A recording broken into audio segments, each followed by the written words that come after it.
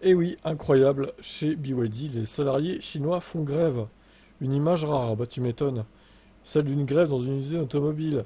Elle a lieu au sein de BYD à Wuxi. Les salariés chinois protestent contre leurs mauvaises conditions de travail. BYD tente de supprimer les heures supplémentaires.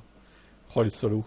Déjà qu'ils sont payés à coups de pied dans le cul, alors, et en plus ils leur suppriment les heures sup. D'après les informations relayées par le média local, les employés de BYD ont voulu faire savoir leur mécontentement. La direction a décidé de mettre en place un système de 4 équipes et de nouveaux horaires de travail pour les employés. Cette mesure entraîne la perte des heures supplémentaires et donc une réduction de revenus. Lorsque BYD avait racheté cette usine à Johnson Controls, la firme chinoise avait promis que les avantages sociaux resteraient inchangés et dans certains cas seraient même légèrement améliorés.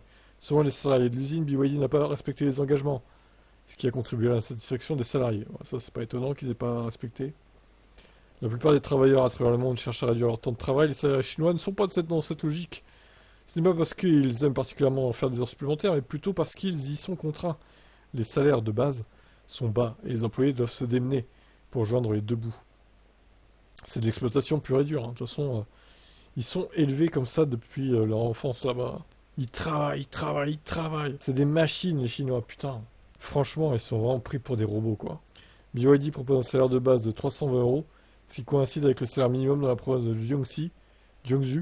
Avec des heures supplémentaires, les salariés peuvent arriver à obtenir le double, hein, finalement, voire même plus, entre 640 et 860 euros quand même.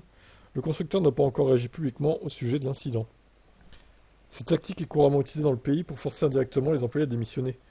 Avec la guerre des prix qui fait rage en Chine, on peut se demander si BYD n'essaye pas de se délester de certains employés.